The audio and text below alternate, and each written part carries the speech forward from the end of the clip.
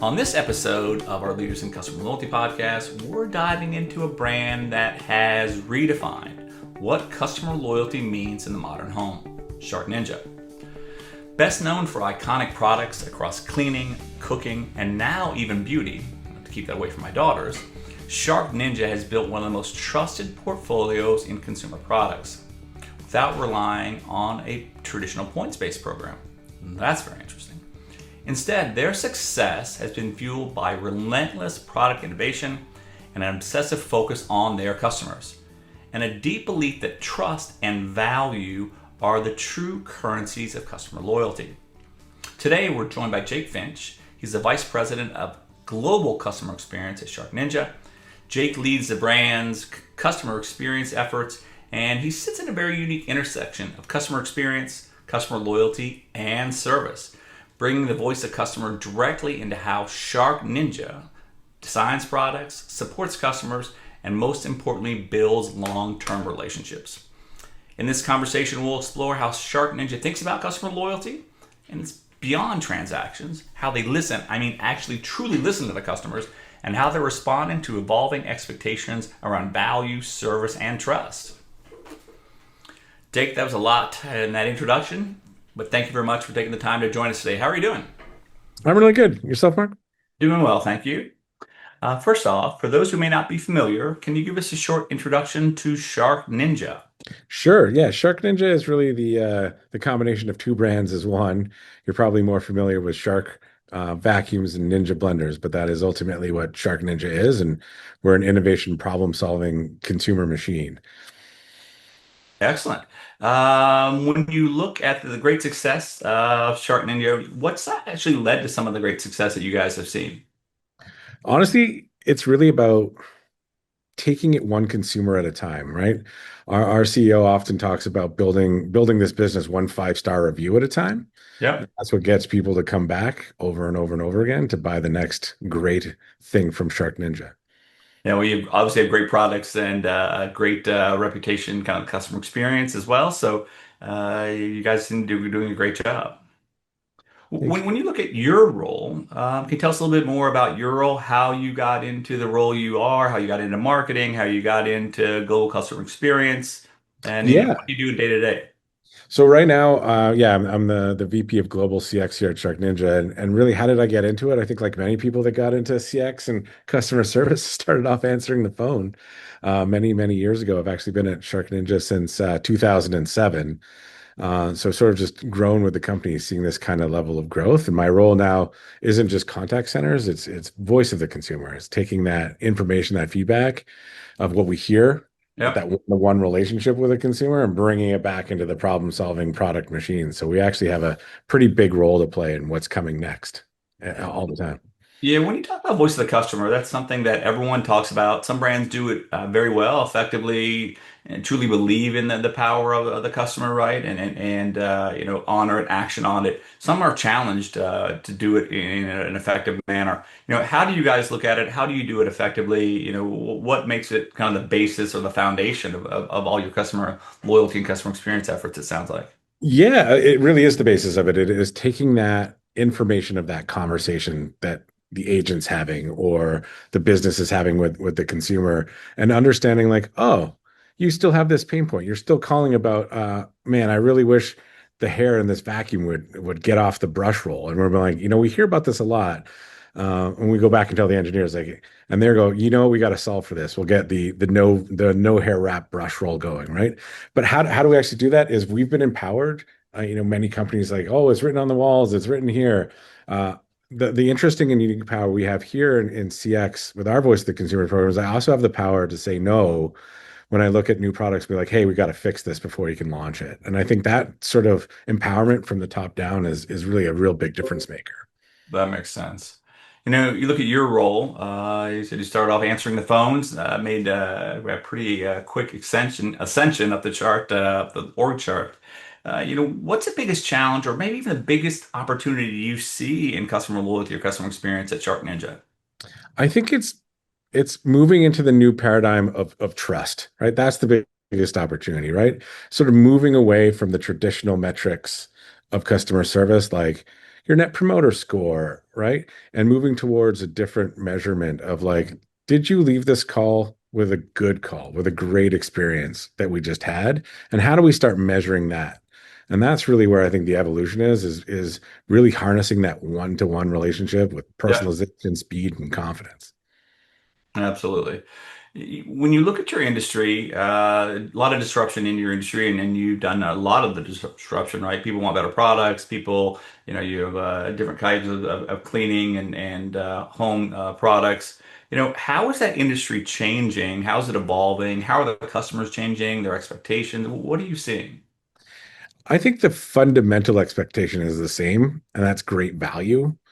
And that's not just from the product, but also from the service side, right? So, what's interesting to me is the real shift of offering value throughout the entirety of the journey, not just at the point of purchase, right? So, being there with the customer or the consumer if something happens to go wrong, or even when it goes right.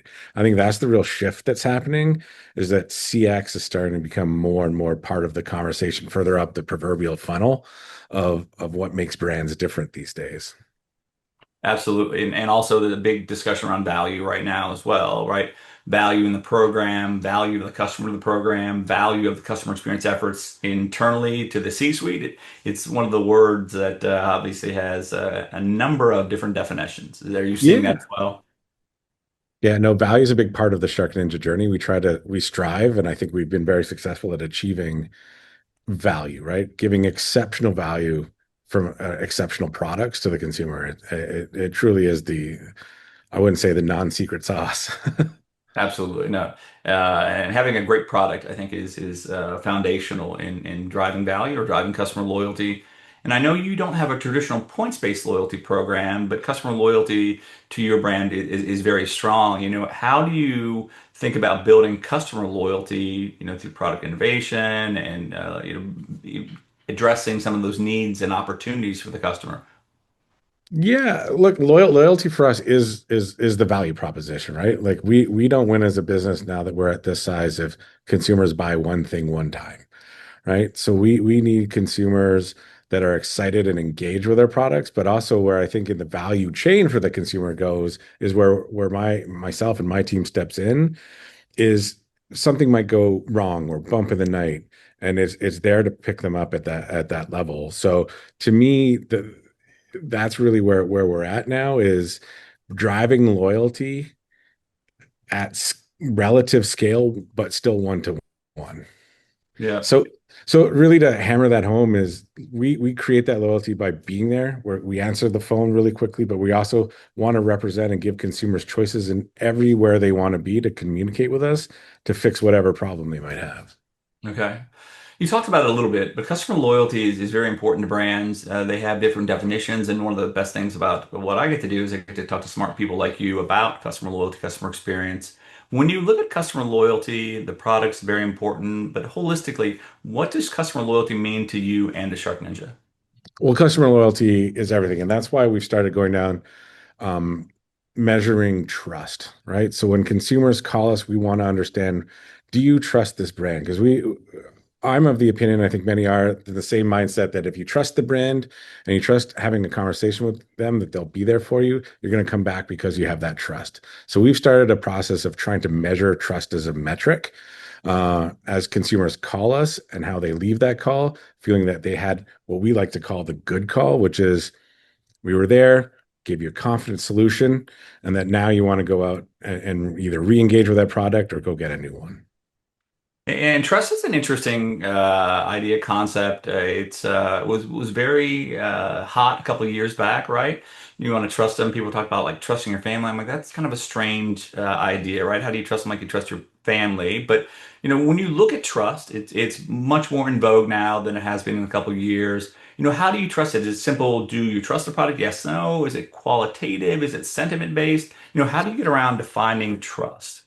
So we leverage a lot of different tools to do that. The number one tool is literally asking you, the consumer, do you, did you trust us? Did you trust before you called? How do you trust us after the call? But the other thing we now take advantage is, you can't do CX without AI these days, or at least have a Yeah. conversation about it, is leveraging AI to start looking for sentiment in conversations and how our agents are speaking and how consumers are reacting to those conversations. And what we're really finding is at the end of the day, the consumer just wants you to be there to fix their problem and that they're confident that you're going to follow through on your word. So when you say trust your family, we're not your family. We're we're a business. We want you to trust us because we execute on the thing we said we were going to do.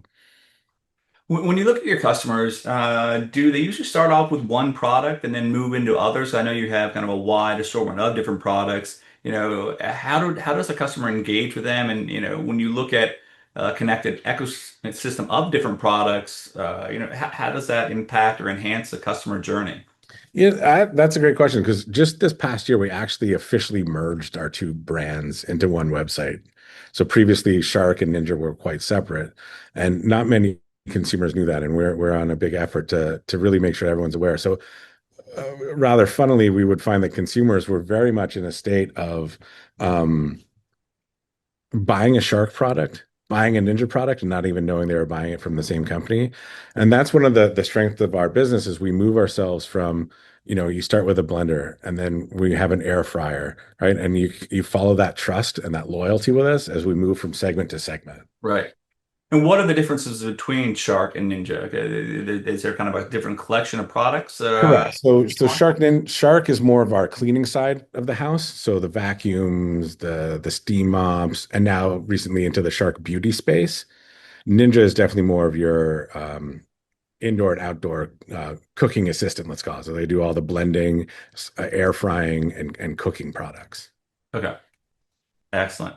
Is there one product that you have maybe that if they buy, they're going to buy several products? Is there kind of a leading I product that think you have? if you the proverbial gateway to Shark Ninja, I think if you get your hands on, I would say on the Ninja side, one of our air fryers, you're never cooking the same way again. If you get in on the ground floor of one of our vacuums as well, I think you'll find exceptional cleaning performance at an exceptionally good price, and those are usually the gateway to the Shark Ninja brand that fosters that loyalty across all the rest of our products because they're all in a similar vein of quality. Okay. When you look at customer experience and some of the platforms you use to drive trust and loyalty among your customers, how are you leveraging different platforms? You talked about kind of the measurement of trust. What are you doing in that regard? So we leverage we're actually using it right now, Zoom. So Zoom is our provider that sort of connects the consumer to our agent. So one of the we leverage them to through their AI suite of tools as well as a few other partners to, you always hear that this call may be monitored. Well, that's Zoom that is helping us do that. And that's we work and partner with probably behind the scenes to understand how a consumer is really reacting to a conversation with our frontline agents. And that's where we really try to maximize what is that trust. And we have these programs in place where we call hear it, feel it, fix it. And that's what we really try to drive through to that frontline agent that you're speaking with. Did they hear what you're saying? Did they really feel what your problem was? Like, and did they fix it? Absolutely. And hearing and listening are two different things, right? So hearing, I always talk about as passive. You hear a tree fall, right? You hear a noise, but listening is kind of has empathy, right? There's reciprocity. So listening, especially if you empower your customer servants, the line agents to take command and to make things right, will build that trust. But, hearing versus listening can be two different things, correct? Correct. And it's owning that moment, right? No one wants to repeat themselves like, hey, my name is Mark. Oh, sorry, what was your name? Like you're instantly off to the wrong foot. And we also want to make sure that we empower our frontline agents to make the call in that moment, right? Maybe you might Yep. need an upgrade. Maybe you might need a discount because you're trying to cook dinner for your kids and the air fryer burnt out for a second. Who knows, right? Something went wrong and you're just in a panic. It's like, I gotta make dinner. It's 6 o'clock. What am I gonna do here? We make sure and pride ourselves that our agents are listening to that moment. They have empathy towards that moment, and then Yep. they provide you a solution in that moment that we can be proud of and earn your loyalty and your trust.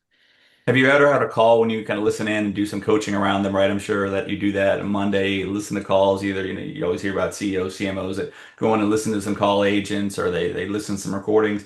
Have you ever heard a call taped and you're like, what the heck was that person? I mean, like, what's the craziest thing you've ever heard? Like they did something with the blender, or they did something with a fryer and it broke. Yeah, this ties it all back to. In fact, we have a because we like to name things here. We called it "Hear What We Hear." Inside of our office that I'm here at in Needham, we have a mini call center in the back, and we through our hiring process, we bring people through it so they can listen, so that our engineers are hearing it.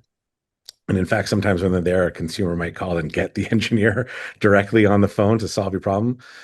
Some of the craziest things, and it in fact ties back to the voice of the consumer program is, having a coffee machine. And we told consumers you could froth milk in it. So people putting milk in places they shouldn't be putting. And then you scratch your hand and we're like, of course they did.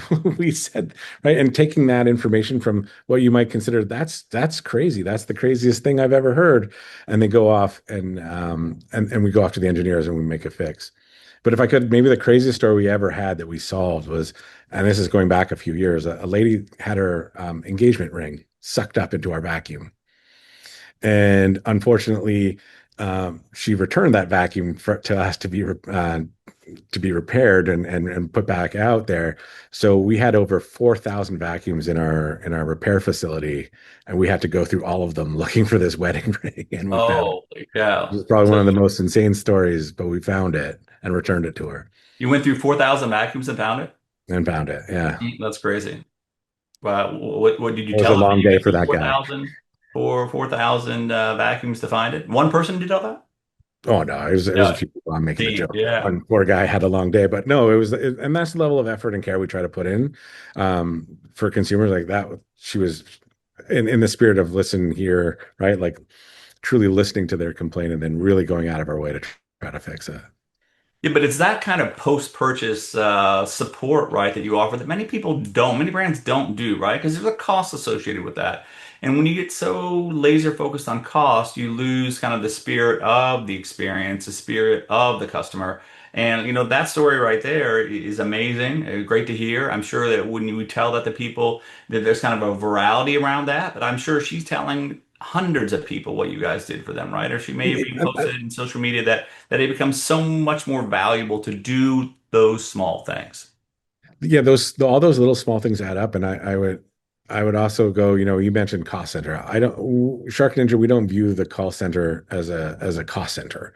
We view it as I would argue as an opportunity center. Right? We get to hear directly from the consumer about their problems and maybe go fix it in our next generation, and as well as drive loyalty and trust through all those conversations of fixing the problem. I I genuinely believe that when you call customer service, and no one really enjoys that, but you have that good experience, that good call, that great experience, you walk away from going, well, that was way better than expected. That was pretty easy. Man, I'm going to buy from them again and I'm going to continue to give them my hard-earned dollars. And that's why we don't view it as a cost center. And we view it actually as a brand building center. Well, and that's interesting because there's a big divide right now in our community. We meet with our brands, we have 120, 130 brands that are members. We meet on different topics. And right now there's this CMO CFO divide where the CFO is laser focused on cost. We talked about value, right? CFO has become, in this time of economic uncertainty, maybe we need to cut this, maybe we need to trim this, right? But when you do that, it can have some pretty deleterious impacts on the program, right? And then to get back to where you were, you have to invest a lot more. You have to get refocused. So, what may hit one quarter's numbers could have pretty significant impacts longer term when you look at it longitudinally, correct? I couldn't agree more. And we don't view, despite being a publicly traded company, we don't really manage it to the quarter. We just want the best for the consumer. And the fact that that's a top down and a bottom up driven experience here uh, really is a testament to Shark Ninja's commitment to the consumer that it ultimately will cost what it costs to make sure that we do the best we can for the consumer in those experiences. Now, it, it always lands within like, well, what does that exactly mean? But we will do our absolute utmost to solve every consumer problem that very first time. That's awesome. Well, I think that's important too because we've all had the case studies in business school where when it becomes so scripted, right? When the call center becomes scripted, you have to answer here by a certain time, you have to get off the call, and the problem invariably isn't fixed, right? So they're going to have to call back one, two, three, four times to assuage the issue you have, which creates consternation. It creates just a whole list of they're not going to recommend, they're going to post something bad, they're where getting that first call resolution, that's a metric everyone looks at, is very important. But many brands have gotten away from that, correct? Yeah, I would say first call resolution is definitely an area that we focus on a lot. And in fact, you even mentioned the word script. The only script we really have is, "Hi, my name is Jake Finch. How can I help you today?" Right? Beyond that, we empower our agents to have a real human conversation, not working you through a thing to get you out. One of the metrics that everyone loves to have, right? Beyond first call resolution is handle time. Yep. Basically, how long did you talk? We don't really I care how long the conversation goes, other than we want you to leave that call satisfied with the outcome and confident in the resolution. So if the call takes 20 minutes, it takes 20 minutes. If it takes 5 minutes, it takes 5 minutes. I don't penalize any of our agents for having a call that went too long, but the outcome was fantastic for the consumer. There is no penalty for that. And that also ties back to the conversation about being a cost center. That, for real, time is money. On that side of the fence, we have no qualm spending the money to have a conversation with you. Do you, going back to the kind of the calls you may hear, do you ever have someone that's called in about every product they have, right? They're just complainers, right? They see, oh, it's Mark again. He's got a new Ninja and he's just bitching about it. He wants a discount, right? He calls about every product he had. Do you have kind of a way to identify those people, and do you have people like that? We certainly do. I mean, I don't think a brand that gets to our size, you get to around $7-ish billion in sales, doesn't have a few consumers that are looking for things. We are aggressive with our promo culture. And in fact, we would, if you own more than one or two of our things, that's not a problem for us. If you're continuing to try to get a discount from us, guess what? You'll get one. We like consumers that buy more than once from us. Look, are there always going to be a bad actor out there? For sure. But our premise is that we're not going to punish all the good consumers because there's a few bad actors out there. And obviously there's tools in place to catch people trying to order 700 things on a 50% off coupon. Yeah. But that being said, if you want to try to get that many things from us, give us a call. We'll probably work out a deal. Very good. One of the big opportunities right now is engaging younger consumers, right? Gen Z, especially, that's 14 to 28, 29, depending on how you look at it. Being able to identify what their needs are. Many brands are kind of with privacy concerns, right? And the fact that some groups may not want to be identified. It can be challenging to get them into a traditional program, but once you get them involved in a program, the brand, the experience, they become pretty significant advocates for the brand, correct? Is that something you see as well? We see that as well. We don't really go down the big demographic area, but Yeah.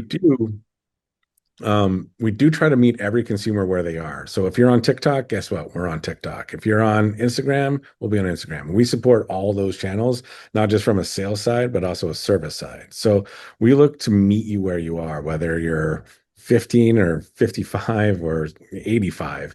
In fact, many of the, we asked before about some of the callers. We do have a lot of elderly people trying to connect a connected robot to their app. And that can be extremely challenging for everybody, right? But that's the type of call we want to take, as much as the 19-year-old who's like, why doesn't this app have these 10, 15 features on it that they're come used to? So really it is about a SharkNinja, like, it's the way we are, is meet the consumer where they are and engage with you there. That's awesome. AI is a big topic right now. It's interesting. Over the last year, the community, customer loyalty, customer experience, they weren't doing much last year, right? They were very concerned about regulations. They were concerned about who's going to own it and what data you share, what data you don't share. But it's definitely starting to take off with regard to kind of either segmentation, personalization. Even last year, brands were hiring teams to manage the AI because they were concerned about having that target moment, right, where the Yep. data gets that. The robot gives everything away. Yeah, right. So they don't want that. But when you look at AI, how are you using AI to enhance your customer experience or customer loyalty efforts? Look, look, you nailed it, right? AI is it in CX right now. Everyone's looking at it as a huge opportunity, be that a chat bot and all this. But we leverage most of our AI efforts are actually leveraged to try to get around enhancing the human to human moments. So how do we look for a call that might not be going well in the moment and surface that up immediately in real time for a manager to interject because the agent isn't doing right by the consumer? How do we leverage AI to like serve up like, hey, I'm AI. You might have never heard this call before, but I have. This guy needs a filter for their vacuum. So we'll help you out and cut to the chase and get that filter out, right? The other area that we do is we do have a team that looks at all of our chat conversations to make sure that we're always improving the outcome for the consumer, that it's giving them the answers, right? So we look at AI conversations almost, if not more, than we look at our human to human conversations, because each conversation, whether you're talking to an AI bot or you're talking to a real human, the quality of that conversation is so important to us to continue driving that loyalty. That makes sense. Absolutely. So when you look at customer experience, what's the next big thing when it comes to customer loyalty, customer experience that SharkNinja is focused on? Is there something that comes to mind? Yeah, it's really about trying to be known just as much for all the services we provide as much as we are for our products. That Shark Ninja is the brand that is there for you on day one, day 10, day 180, day 400, right? And where we're really trying to go is build out our AI future that enhances those moments, because I think that's the real future of all of contact centers and consumer experience, is that these tools are here to help us connect better to each other, not replace those conversations. No, absolutely. And when you look at all the things that you've done for the program, customer loyalty, customer experience, what are two or three things you're most proud of personally when you kind of look back? The things I'm most proud of, doing this for many years is the innovation that we've been able to put back into the system for our products, right? Uh, and the second thing is we've been talking about a lot is how proud I am that we've moved on from being a cost center to being that innovation brand center just in the last year or so, as we've really Right. taken a real step forward from, traditional experience contact center to a modern brand building experience. And that's what I'm really proud of, is really the transition we've made over the last 12 to 14 months to really explore that opportunity and engage in a totally new and totally more personalized way with our consumers. Excellent. And last question, what can Loyalty 360 do to help you and your team and your customer loyalty journey?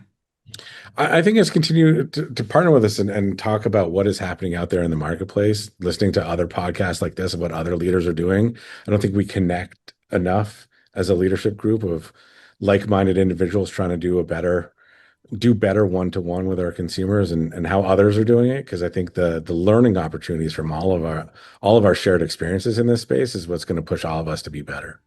Well, Jake, thank you very much for joining us today and sharing how SharkNinja is building customer loyalty through trust, value, and truly listening to your customers.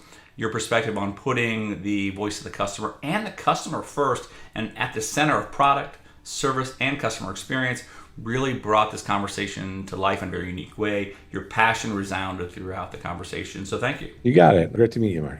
Also want to thank everyone else for taking the time to listen today. Make sure you join us back every Thursday for another edition of our Leaders in Customer Loyalty podcast, the Brand Stories edition. Don't forget to subscribe and follow us on YouTube and across our social media channels listed below. Until then, have a wonderful day.